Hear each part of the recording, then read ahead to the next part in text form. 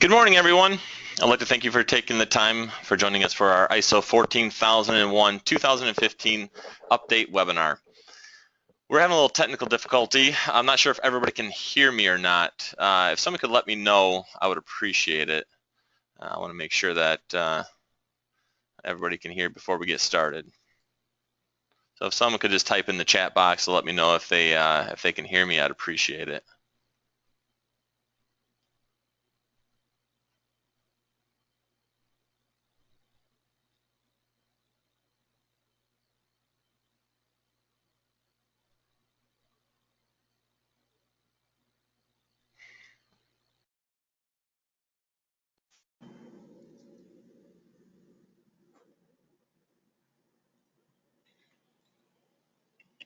Good morning, everyone.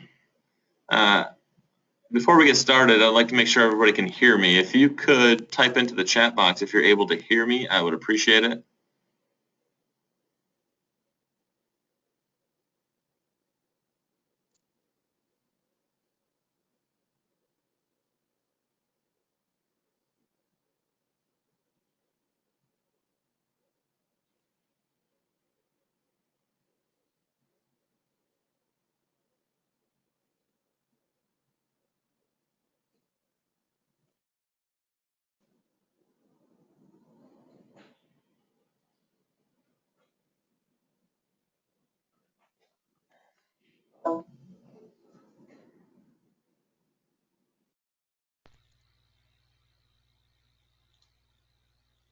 Good morning.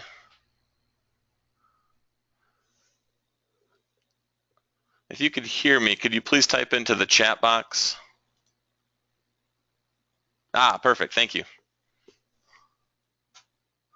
It was in the question box. All right, let's get started. Okay. So today we're going to talk about some of the upcoming changes to the 14001 standard, which everybody I'm sure is aware of. We're going to talk a little bit about the transition process along with new certifications, as well as some of the common changes from the old version to the new version. So we'll get into all that, and then we'll also discuss the certification process towards the end. So my name is Scott Jones. I am the EHS Program Manager here at Perry Johnson Registrars. I handle the programs for certification to ISO 14001, OSAS 18001, which is the health and safety standard, R2, which is your electronic waste recycling standard, as well as eStewards, which is another electronic waste recycling standard. I also manage our ISO 50001 program, which is your energy management, as well as RIOS, which is your scrap recycling standard. So I am also a lead auditor for all of those standards. So if you have technical questions or certification questions, feel free to contact me. My contact information will be at the end of the presentation. But I'm coming to you from our PGR headquarters here in Troy, Michigan. Here you have our headquarters contact information. So the phone number here is for the sales department as well as the email address. But I'll have my specific contact information at the end.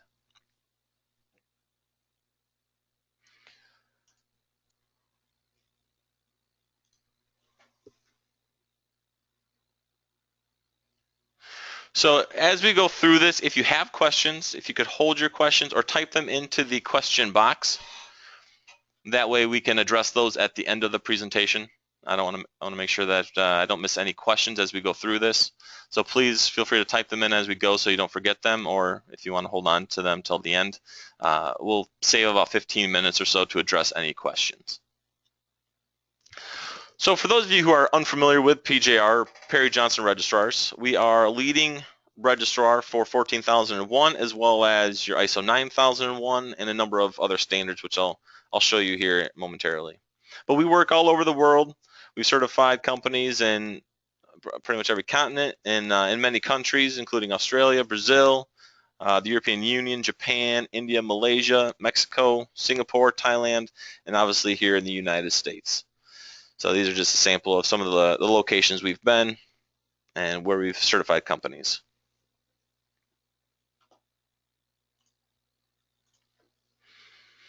So PGR is accredited to grant certifications for these standards. So obviously we have our ISO 14001, and here are a number of the other standards which I've indicated. So obviously we can handle your ISO 14001 needs. If you have multiple standards, you're looking to get integrated, we can also certify you to those standards as either standalone standards or as an integrated system. And many of these ISO standards are built and follow the same framework to easily integrate. And that's one of the key goals of the revision of 14001 is to streamline the integration process. So you can have multiple standards that follow the same framework that you can easily combine and integrate together.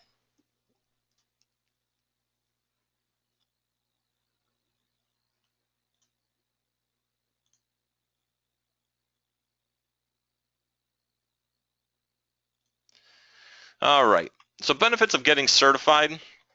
One of the key benefits of your 14001, your environmental management system standard, is to control those environmental legal requirements and to identify those environmental aspects so you can put in controls to help mitigate the environmental impacts that aspect could have. So a lot of those aspects revolve around your legal requirements. So one of the benefits is to meet those legal requirements that apply to your organization and to improve the organization's environmental performance. So this is one key change in the new standard, is to improve your environmental performance. In the old version, in the 2004 version, it had an emphasis on continual improvement, but that emphasis on your environmental performance, so that continual improvement of your environmental performance, is a little bit new. Another benefit is the management commitment and employee engagement. So the more you get employees involved with the management system, the more they feel engaged, the more they feel like they're a part of it, and the more willing they are to get on board with it.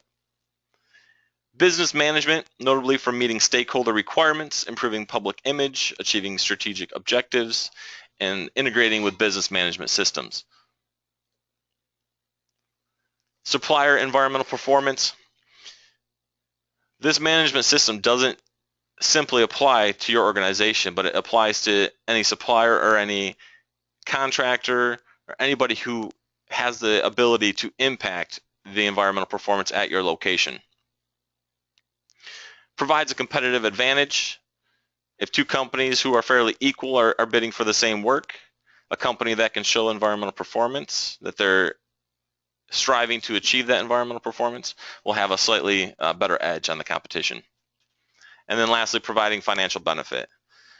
I mentioned earlier that I manage our ISO 50001 standard, which is your energy management. Energy management can be easily integrated into ISO 14001. And oftentimes a lot of the energy components of ISO 50001 are already being implemented through an ISO 14001 system. So when you're implementing energy efficiency, there's usually a benefit to implementing those things. You can save quite a bit of money from implementing energy efficient technology.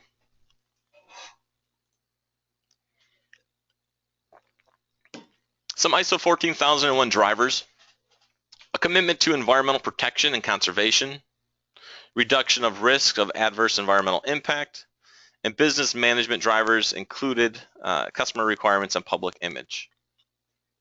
So these kind of go along with some of those benefits. So here's the status update. This is where the standard is currently at. So the FDIS, or that final draft of the standard, was just released on July 2nd. So from this date, there's 2 months for a voting period for people to make comments and to vote to pass that final draft. Any additional comments or anything that may happen, which would probably be minimal, will be addressed after that voting period ends. Now, once that voting period ends, it usually takes a couple weeks to finalize and publish the final standard. So the estimated publication date of the final ISO 14001 2015 standard is expected on September 16th of 2015. So that date will be key. Whatever date that the standards actually published will be key for your organization to know how much time you have to transition. If you're currently certified, obviously that'll apply to you. If you're not yet certified, That'll be a key date to determine how long you have to still get certified to the old version, 2004, and then when you're forced basically to go through the new certification to the new 2015 version.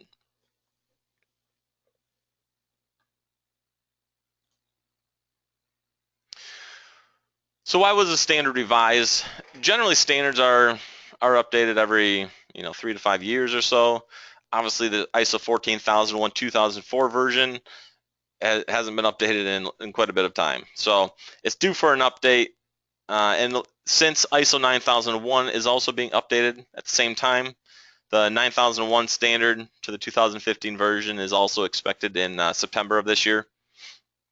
So they're going to follow the same framework, and that's one of the key reasons why the standard is being revised, is to make it in line with the 9001 version, so that companies who are certified to both or who are considering being certified to both, it's easier to integrate those standards and to make sure that any other future ISO standards follow that same framework.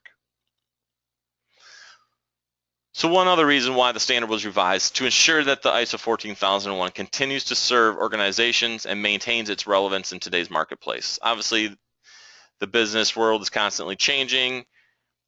Environmental requirements and practices are constantly changing. So this standard helps to ensure that any future changes or adjustments in the market or in the industry will be applicable to this standard. So the standard really drives and is really focused on making sure that it stays relevant from now and into the future. So the revision will not only address the change in environmental practices, but also ensure that the management system is future-proof. So here are some of the other reasons why the standard has been revised. So market relevance, which we briefly talked about. Any management system standard should meet the needs of and add value for the primary users and other affected parties. Compatibility between the various management system standards and within a management system family should be maintained. So basically throughout all the ISO standards, you're going to have one set of, one framework so that they can all be easily integrated. Ease of use, it should be ensured that the user can easily implement one or more management system standards. Topic coverage should have sufficient application coverage to eliminate or minimize the need for sector-specific variances. So this standard really, in a way, is meant to be as generic as possible so that any company in any industry of any size can get certified to this standard. It's not meant to set out to ensure that specific requirements or legal requirements are met. It's meant to provide a framework in any industry so that the organization can meet their legal requirements, improve their environmental performance. And then flexibility should be applicable to organizations in all relevant sectors and cultures and organizations of every size. So here are a few more reasons why the standard was revised. A technically sound basis. So it should be based on a proven management practices or existing scientifically validated and relevant data. Easily understood. So there's some new terminology in this standard. There's some new requirements that make it a little easier to understand. Eliminates a lot of the specifics that were in the previous version of the standard. Free trade should permit the free trade of goods and services. So the standard doesn't necessarily restrict organizations from conducting their business. It just ensures that how you conduct your business is environmentally sound as possible. Applicability of conformity. The market need for first, second, or third-party conformity assessment or any assessment combination thereof should be assessed. Basically, that if a third party comes in to audit you, if you audit your supplier, whoever's auditing, it should be the same type of assessment. There should be conformity within the assessments that are conducted.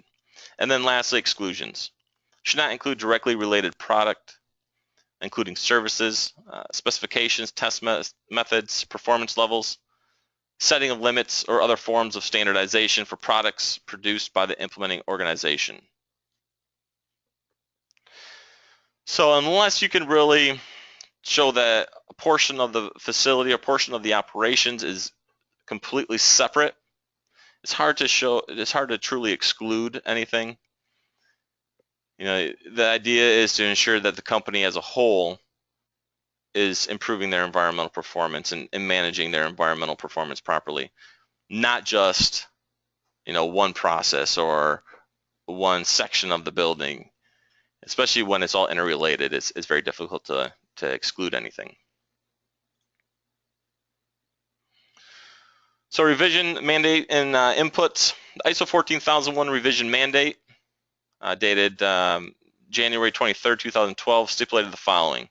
So the revision shall be based on the ISO approved requirements and application guidance related to the high level structure, or HLS, for management system standards, and its identical text, common terms, and core definitions. So this is consistent, this HLS is consistent throughout the ISO standards, and we'll show you what this looks like here in a second. So the revision shall ensure the maintenance and improvement of the basic principles of ISO 14001, 2004, and also the retention and improvement of its existing requirements. So here we have a little bit more on what the high-level structure is all about. So really, it's just a framework. It's a framework that's common among all the ISO standards now. It basically makes sure everything is the same. The common terms are the same. Common definitions are the same. There's a high-level structure which we'll get into, that has basically 10 clauses within every standard, and those clauses are the same. So it is designed to benefit users implementing multiple ISO management system standards and be applicable to any management system standard itself. So this allows compatibility across the ISO management system standards, regardless of the industry or the sector-specific industry that you're in. So the Annex SL builds off of that HLS. So this is the framework for all the new and revised ISO management system standards. So you have your standardized structure format, those 10 clauses. You have your common text.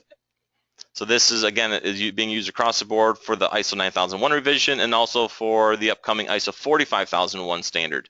So the ISO 45001 standard is your health and safety standard.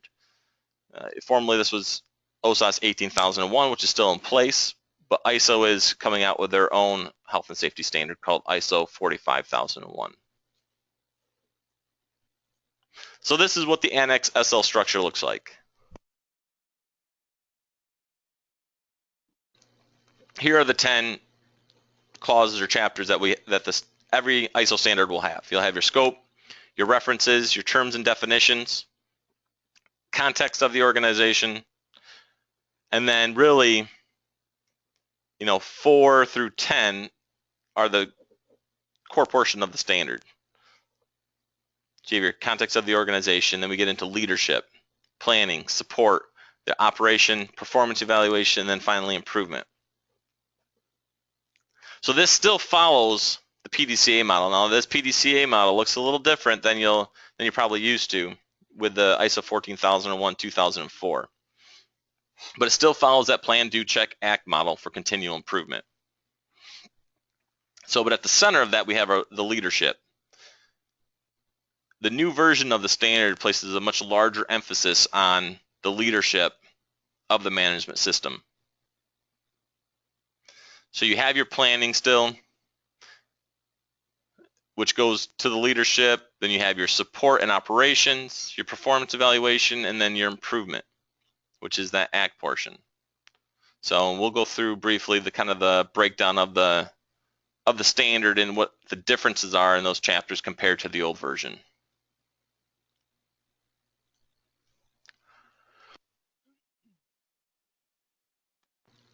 So kind of overview of the key changes in the proposed standard, which is now in that final draft stage.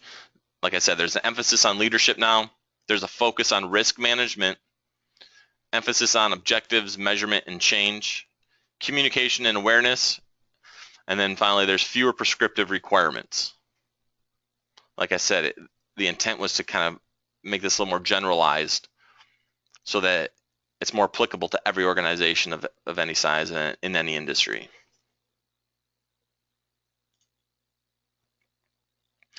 So some of the changes, we have strategic environmental management. So there is an increased prominence of environmental management within the organization's strategic planning process, which kind of goes into that leadership. So to ensure the success of the system, a new clause has been added that assigns specific responsibilities for those in leadership roles to promote environmental management within the organization. There's no longer a requirement to have a management representative, to have one person responsible for the entire management system. The idea is to spread out the responsibilities throughout management through this leadership requirement to make everybody involved and everybody responsible for their specific areas, so that if all your managers have their own responsibilities within the management system, they can then flow those responsibilities down to the employees who are working for them, so that more people are involved and more people understand what's going on with the management system. How do those environmental aspects and those legal requirements apply to their everyday functions? Protecting the environment. So the expectation on organizations has been expanded to commit to proactive initiatives to protect the environment from harm and degradation, consistent with the context of the organization. So the revised text does not define protect the environment, but it notes that it can include prevention of pollution, sustainable resources, climate change mitigation and adaptation, and protection of biodiversity and ecosystems. So one thing we'll notice, which we'll talk about a little bit also, but it kind of gets away from that preventive action. The whole intent and purpose of the standard is basically a preventive action. It's to put something in place to ensure that there's no harm to the environment, there's no harm to less of a harm, I should say, to some of the resources. If you look, maybe you're going to go to more renewable energy. So you want to kind of take all this into account when you're establishing your environmental system. So the focus of the entire standard is really on preventive action. So there's really no specific requirement in the standard that calls out preventive action anymore. Environmental performance. So there's a shift in emphasis with regards to continual improvement, from improving the management system to improving environmental performance. Obviously, you have your PDCA, your cycle, which will ensure continual improvement, but that doesn't necessarily ensure continual improvement of your environmental performance. So that's one big change in this standard. They want to see that you are making and you're being proactive in addressing that environmental performance. So life cycle thinking. So in addition to the current requirement to manage environmental aspects associated with the procured goods and services, organizations will need to extend its control and influence to the environmental impacts associated with product use and end-of-life treatment or disposal. So from the design stage of a product or whatever the service may be, you should look at what are those final outputs going to be. What's the end of life look like for that service or that product? What sort of potential contamination could there be? For a lot of you R2 recyclers, your electronic waste recyclers, if a company is designing equipment, what type of components are they putting in that equipment? What type of material are they using to manufacture those components? Are they more green materials, or do they have hazardous components in them? So that's the type of life cycle thinking that the standard is really striving to achieve. They want to make sure that where possible, you're looking at some of those environmentally friendly materials being used, so that when it's finally being disposed of, or however it's being managed for end of life, that there's less environmental impact. Communication. The development of a communication strategy with equal emphasis on external and internal communication has been added. So, in the old standard, there was a requirement to determine whether or not you're going to communicate in regards to your environmental management system, really, externally or not. The new standard really has emphasis not only on the internal communication, but the external, making all applicable parties aware of your environmental management system and the requirements within that. Documentation, so reflecting the evolution of computer and cloud-based systems for running management systems, the revision incorporates the term documented information instead of documents and records. Because a lot of times you're going to have your documents online, you're going to maintain your records online, so that, you know, the previous true definition of documents and records, a lot of times people think hard copies. So the standard's trying to get away from, you know, the thought of hard copies now that a lot of these the documented information is held online. So again, this will align with ISO 9001, which 14001 never truly required a manual for your management system, where 9001 specifically called out you had to have a manual for the management system. So ISO 9001 is also getting away with having, you know, specific required documentation. You know, you need to have documentation in place to manage your environmental management system or your quality management system or whatever system it may be. But what that documentation looks like is up to the organization. How much documentation is truly required to make sure that you have, you know, a manageable management system. A lot of times you may not need specific documents and procedures to properly execute, you know, a function. Could it be potentially difficult to be consistent every time if you don't have that? Absolutely. So that's what you need to look into. How much documentation is truly necessary to ensure that it's followed through correctly? And that's ultimately up to the organization. So those are kind of some of the key overhead changes. So we'll do a quick run through of the 10 chapters now, of basically 4 through 10 now, and kind of go over the key changes within each chapter. Now, obviously, we don't have time to go through every change and go through in depth of all the specific requirements. But just to give you an overview of some of the larger changes.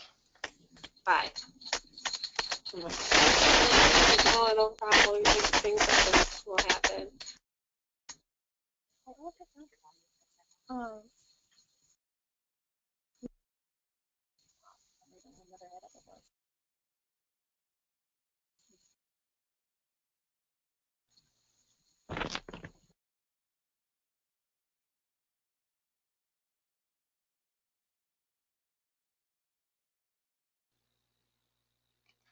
Okay, I apologize. I'm not sure what happened. All right, so chapter 4 talks about the context of the organization. So the draft standard in this chapter accommodates the objective of companies giving more consideration to external issues and impacts in their environmental management system. So the needs and expectations of interested parties are to be better understood and evaluated as to whether they give rise to specific requirements.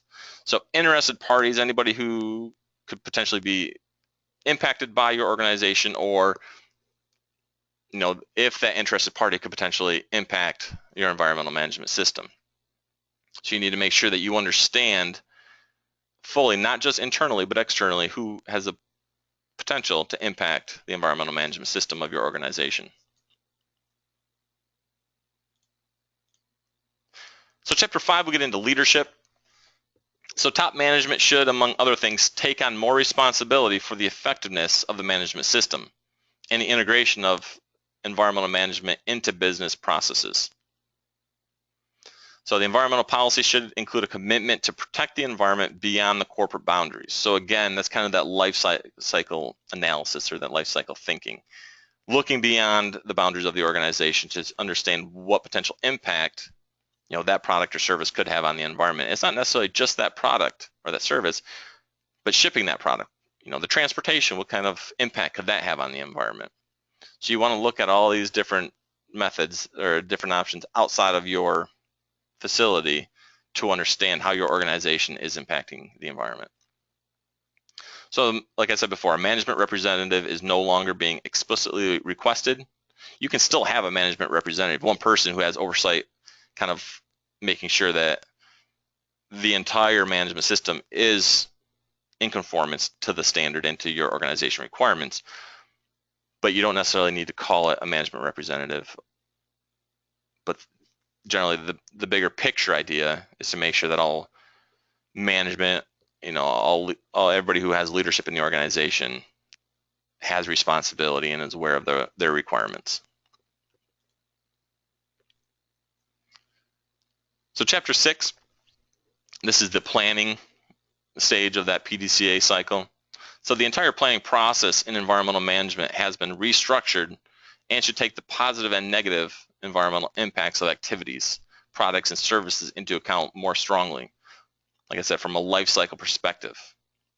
So although the environmental assessment does not need to explicitly include a life cycle assessment of products and processes, for example, it should nevertheless examine the significant environmental aspects and all required commitments. So from legal, customer specific requirements, as well as any risks associated with possible hazards and opportunities. So that's one kind of key component of that environmental aspects. So you want to make sure that you're evaluating everything and understanding what kind of impact your organization has on the environment. So chapter 7 gets into the support. So the commitments to environmental protection are to be given more consideration in terms of communication.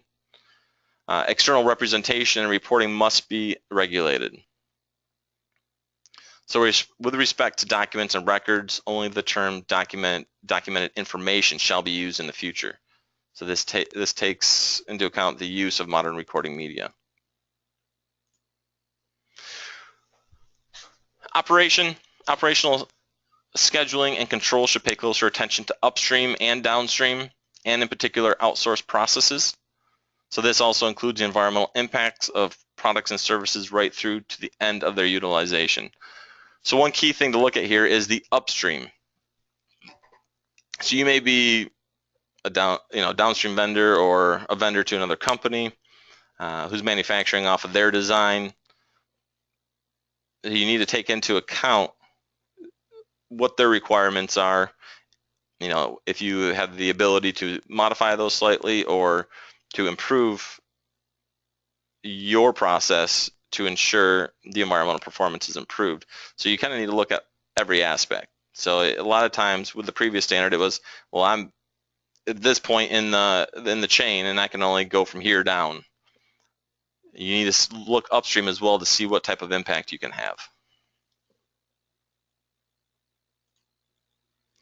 Performance evaluation.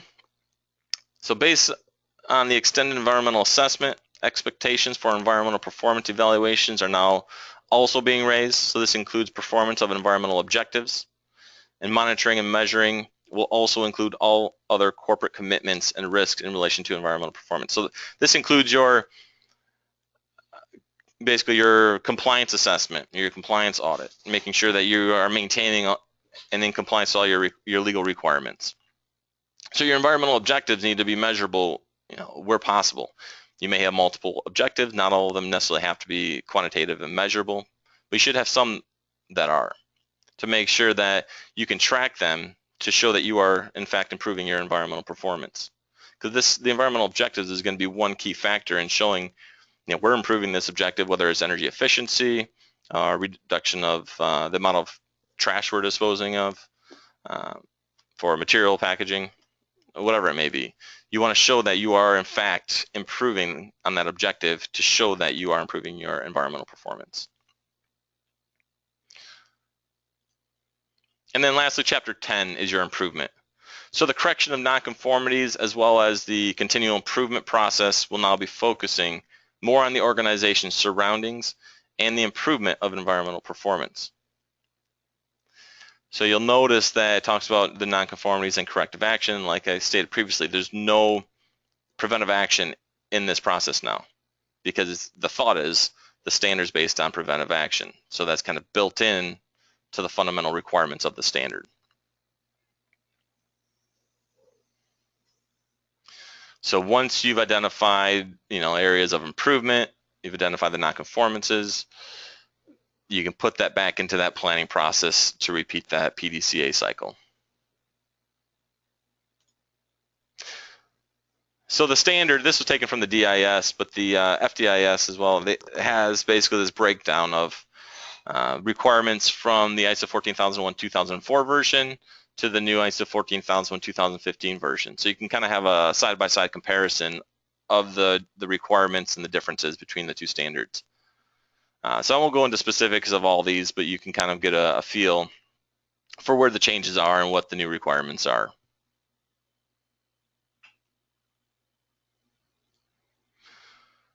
So in a lot of ways, the standard, really the requirements of the standard haven't changed that significantly. You know, you still have the basic requirements. You're going to have your policy. You're going to have all the training requirements and your operational control requirements, your identification of legal requirements and environmental aspects. You're going to have all that still kind of built into your management system. You're going to have your internal audits, your compliance evaluations, you know, emergency response. All those are still going to be built into the standard. So on the surface, it looks like a lot of changes because that framework and that structure has changed significantly. And there are some little nuances that have changed and that are a little different that you need to be aware of. But overall, you know, there hasn't been significant changes. It's just been more or less become more generalized to help organizations really implement a standard in accordance with their business practices. So instead of changing your business practices to meet the standard is really trying to make it more manageable so that you can take the standard and implement it into your business practices.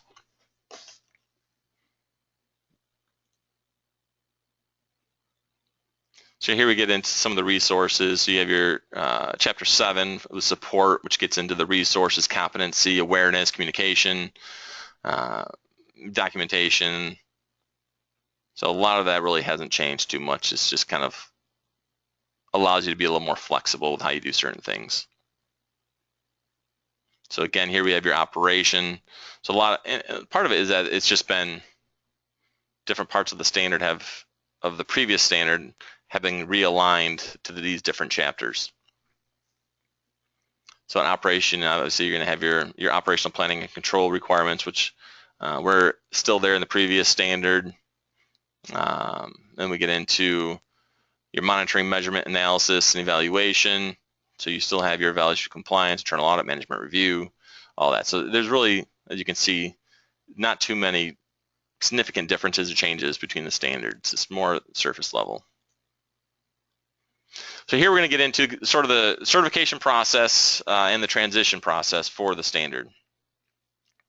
So for initial certification, this is kind of what it looks like. First thing you're going to do is establish your documentation to meet the 14001 requirements. So whether it's your documentation or your procedures, whether those procedures are documented or not, ultimately, you know, is up to the organization.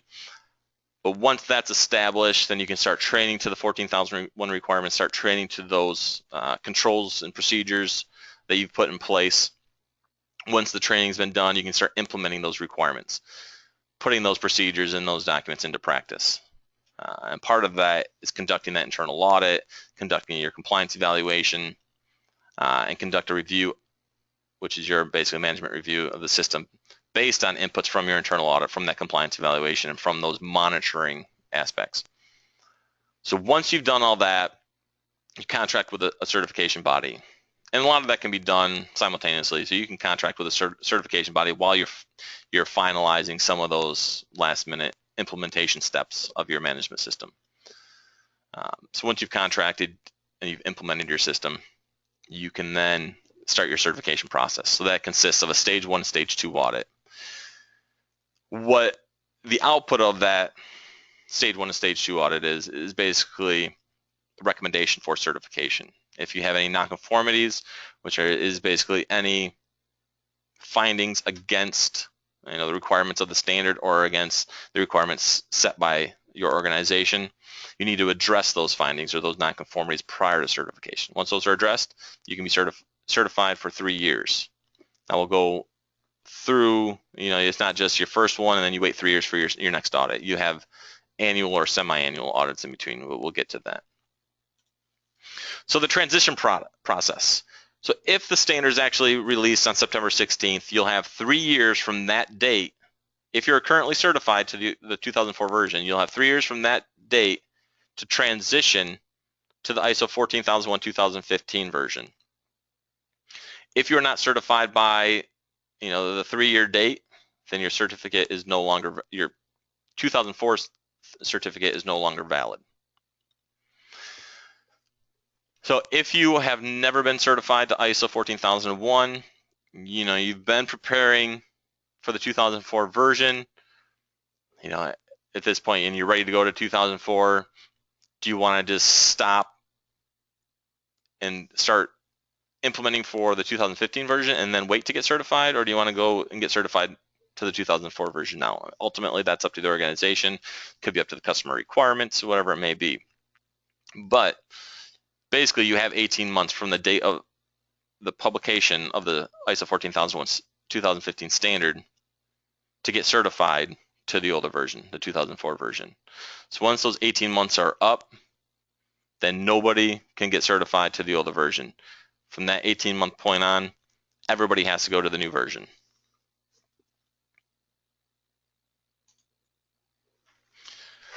So here's the certification process. We talked about the stage 1, stage 2. The stage 1 really is just an on-site document review.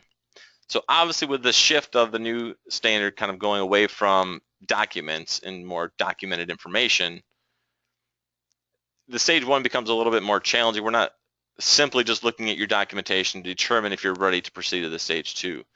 Now we're going to be looking at whatever documentation you still have, obviously, but also we're going to see what procedures you have, whether documented or not, and kind of make sure that those procedures on the surface meet the requirements of the standard.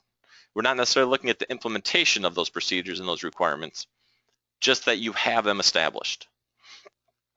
So the stage 1 more or less looks at that planning process of implementing or getting ready for the standard. So the documentation portion. Then generally about 45 days after the stage 1, you'll have your stage 2. So any findings that were identified in that stage 1 will need to be addressed, closed out prior to the stage 2. Once that's done, then we can proceed to the stage 2.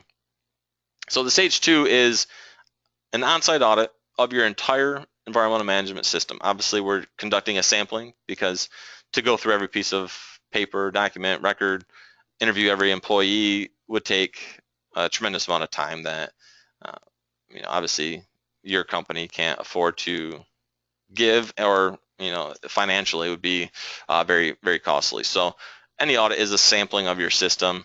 We're going to be sampling the documentation. We're going to be interviewing a sampling of the employees, making sure that there's knowledge, and of the standard, of the requirements, of the procedures. So stage 2 is really looking at the implementation of the management system. So any findings that come out of the stage 2 or those nonconformities will need to be resolved. Once those are resolved, then we can issue your certification. Now that certificate's good for 3 years. So in between those 3 years, you're going to have surveillance audits. Whether it's annual audits or semi-annual audits is partially up to you to determine. But most people tend to go with the annual. But these surveillance audits are partial system audits. We're going to be looking at areas of previous nonconformities. Obviously, there's certain key requirements of the standard we're going to look at every time. Your objectives and targets, your internal audits, your management reviews, compliance evaluation. Those kind of things we're going to be looking at every audit to make sure that it's being maintained properly. And then on that 3rd year, you're going to have a recertification audit. So this, again, is a full system audit where we're going to be doing a sampling of your entire system to determine its conformance to the requirements. So pending a positive outcome from the recertification audit, you'll be reissued another certificate for 3 years.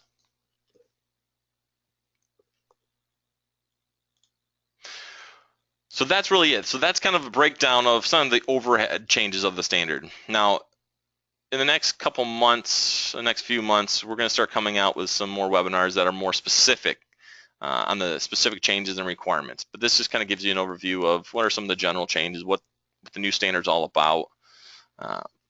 Within an hour, we don't have time to go through every single requirement. That could be a full day training course. But moving forward, we'll start breaking down the standard little by little to make sure that you kind of understand what the changes are, what the specific requirements are in each of those chapters through basically 4 through 10, and even into the terms and definitions a little bit. So here's my contact information.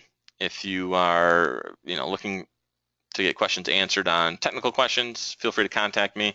If you have certification questions, you can contact me, or sales questions, you can contact me as well. I don't necessarily handle the sales process, but I'll get you in touch with the right person.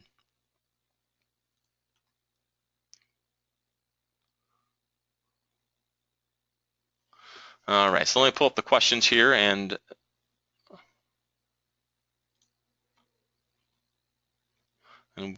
we'll start going through those, and we'll get through as many as we can before the hour ends. If I don't get to your question, I apologize, but feel free to send me a message and we'll chat about it then. All right, first question here. So who gets to vote for the final ISO 14001:2015 standard? Will R2 require following the new ISO 45001 standard? Can a copy of the deck presented today be supplied by attendees? So I'll go through these one by one. So if you go to, there's a technical advisory committee. So if you go to the ISO website, and there's a link on there that'll say for the technical advisory committee. You can click on that. It'll kind of walk you through the requirements of how to, who can vote, how to vote, and all that.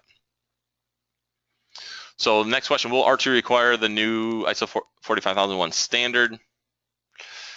So that's a very good question. As of right now, R2 hasn't come out with their stance on that yet. I'm not sure what's going to happen with the OSAS 18001 standard. So we'll have to kind of see how that plays out. But ISO 45001 most likely will not be out until around early fall or so, around September, I would imagine, about the same time, but in 2016. So we have some time for that one, but obviously that time will change depending on when the draft comes out, when the final comes out. So we'll have to keep an eye on that, and we'll continue to update you as we know more. So this presentation will be available on our website. If you go to our website, you can download the presentation, or if you just want to, and that's with the audio as well, but if you just want a hard copy of the slide, you can email me and I can send you a copy of those. So next question, you mentioned that the new ISO 14001 update is aligned more to the 9001 standard. However, how about OSAS 18001?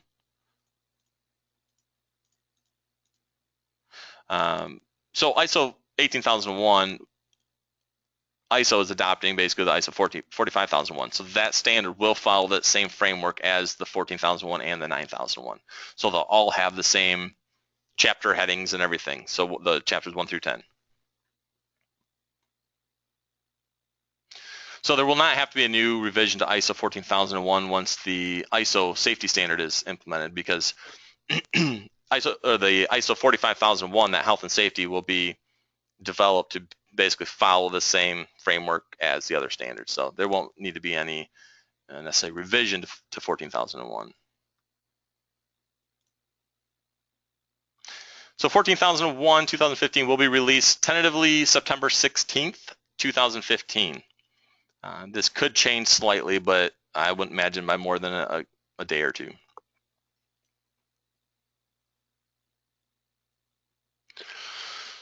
Excuse me. Next question, please confirm that recertification is required at least 3 years prior to the last audit date and not the certification date as shown on the certificate. So yeah, the 3 years on your certificate, it will have an expiration date on it. So this expiration date is that you need to have that recertification audit done by is that date. If you look at your certificate, depending on when the audit package was approved and the certificate was issued, it may not reflect the actual audit date.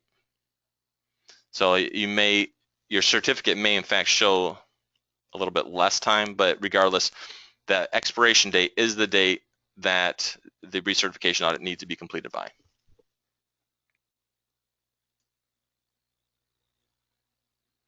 Next question, how many shalls in the new standard compared to the old one? That's a good question. I haven't actually gone through and compared the shalls, but like I said, this standard is a little more generalized. There's still, still has its shalls, and you shall do this and that, but it's more on an overhead general level. It's not as specific in some ways as the previous standard. So, I can't really answer that one. I'd have to go through and actually compare, but it's difficult because the standard's been completely rehauled basically, where a lot of the requirements are the same, but the standard looks completely different. So but I will go through and kind of compare and see. But the table that I showed you that's in the standard gives a good breakdown of some of the changes in the requirements and how they compare to the old one. So after certification, how often is a compliance audit required? That is an excellent question, often a very confusing one. Really, ongoing compliance needs to be maintained. So if you have,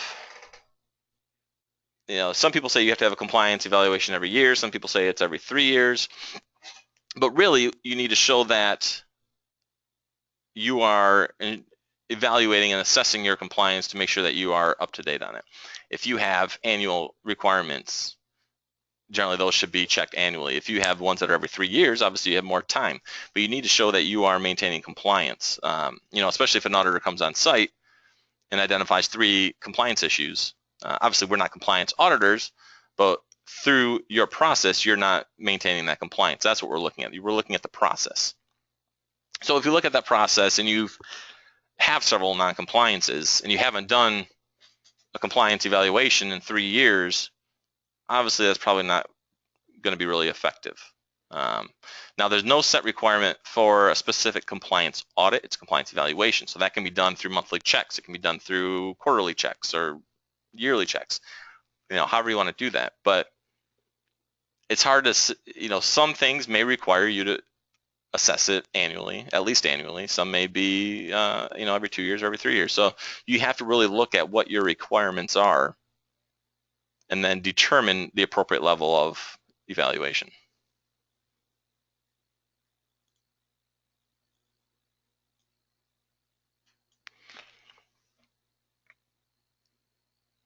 So appears the major visible change is going to the 10 chapters, and the reason is to align with ISO 9001 and future ISO 14001. That's correct.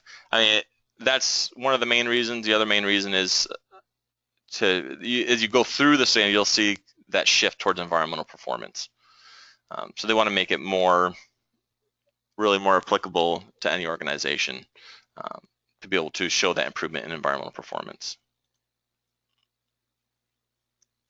From a certification cost perspective, do you see any changes? From a certification, no. There's really no changes. There's, during that transition audit, depending on the size of your company, depending on if you transition during a surveillance audit versus a recertification audit, for 14,001, there may be a minimal additional time, maybe just a quarter of a day or something like that to review some of those changes. But for larger companies, and especially if you're doing it during a recertification, there will not be any additional time requirements.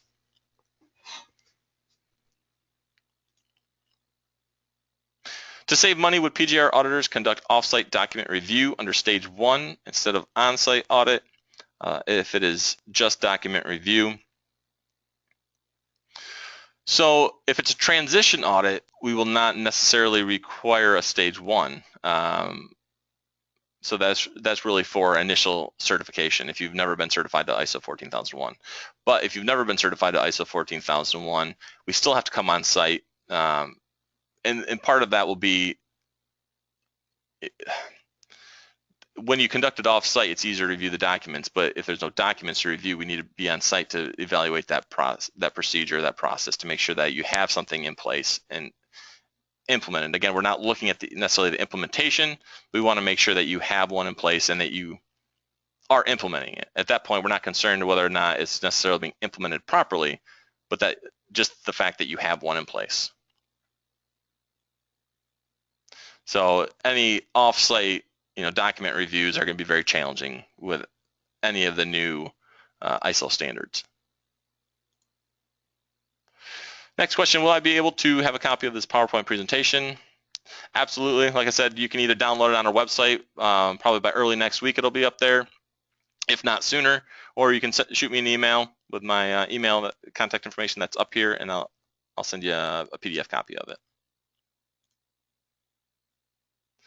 So next question, if we are just beginning to implement ISO 14001-2004, should we attempt to only comply to ISO 14001-2015 instead? Ultimately, that's up to you. Like I said, if you're ready to go for 2004, it may be better just to go through the certification process now, and then that way you have up until that, the 3-year period ends to transition. If you're not ready for 2004 yet, you may want to consider going to the 2015 version then. But ultimately, that's going to be a decision left up to the organization. But like I said, the structure has changed quite a bit, but a lot of the requirements haven't changed that significantly. Obviously, there are some, but I don't think they're going to be that extreme to transition to. If my organization's recertification is due next year, is it mandatory to perform the recert according to the new version? No. You can get recertification to the old version still. You can, as long as you transition by the end of those 3 years, that's all that matters. So whether you do it during a surveillance audit or a recertification audit, it doesn't matter. So you can, if you had a recertification audit in December of this year, you can proceed with that recertification to the 2004 version. That's fine. Next one, can you recommend contractors or a company that can conduct internal auditing with regards to R2, ISO 14001, and OSAS 18001? Yeah, I mean, there's a number of consultants and contractors out there who are capable of doing this. If you want a list of or a few examples, shoot me an email and I can help you out with that. Obviously, we try to stay independent of that. So but obviously we're aware of some that are in the industry, so we can shoot you those names.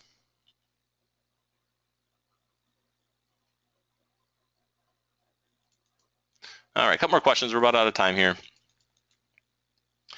So how would you transition through surveillance audit?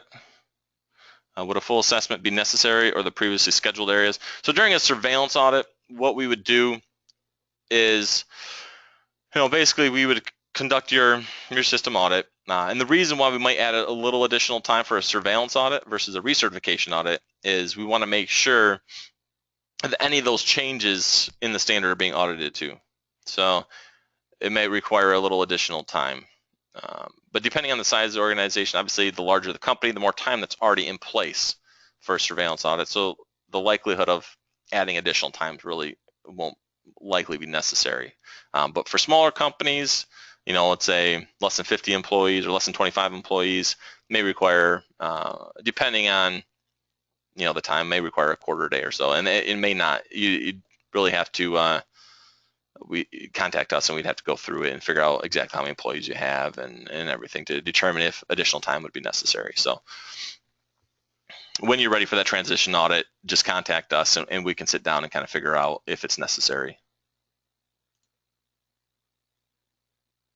So is there a requirement that someone with environmental compliance knowledge and experience conduct compliance evaluations?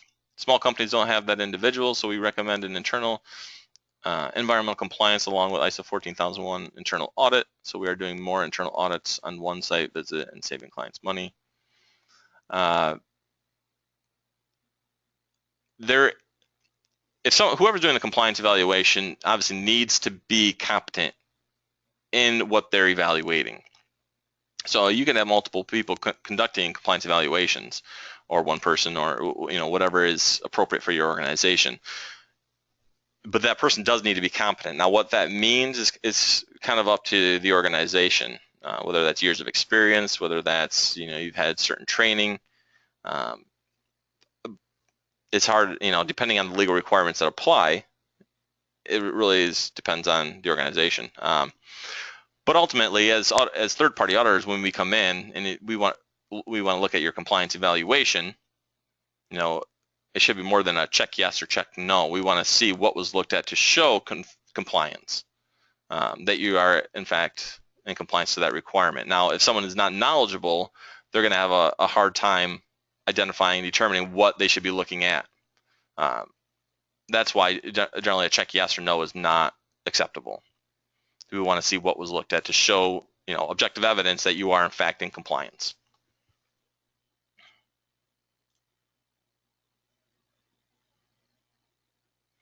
So can you define the 3-year compliance time for ISO 14001:2015? There's no specific 3 years. So it could be 1 year, it could be 2 years, it could be 3 years, and it may vary depending on your legal requirements. So again, some organizations, just to be safe, might do an annual one every year, or might do periodic throughout that year. They're going to check these requirements, or every month or quarterly, and they may check other requirements semi-annually or annually. That's oftentimes, I don't want to say one of the better approaches, but that's sometimes one of the more effective approaches, because there's certain requirements that you do need to check more frequently, and others that you can go a year or possibly 2 or 3 years. So, but within that 3-year period, regardless, every requirement has to be checked, because that's part of the standard. Same with internal audits. So you have to ensure that throughout the 3-year period, every requirement is being evaluated and assessed. Okay, last question, and then I'll let everybody go here. So our audit is in 2 weeks for R2 2013, 14,001 OSAS. Should we wait for the 45,001 to come out before shifting to the 14,001 2015?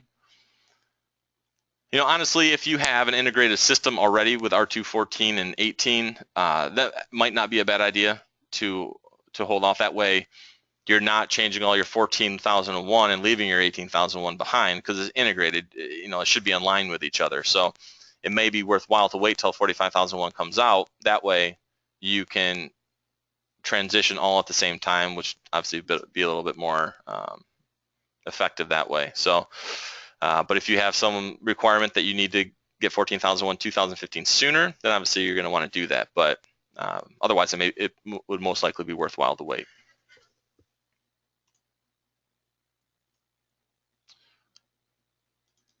Okay, sorry, one more. Can a final draft copy of the standard be obtained? Yes, you can go, I believe, on ISO's website and purchase it. Unfortunately, you have to purchase it, but you would purchase it through the ISO website.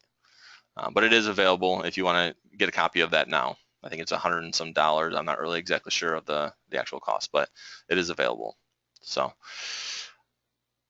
if you have any other questions or concerns or comments and you'd like to discuss it further, please feel free to call me or email me anytime. I'll be happy to help.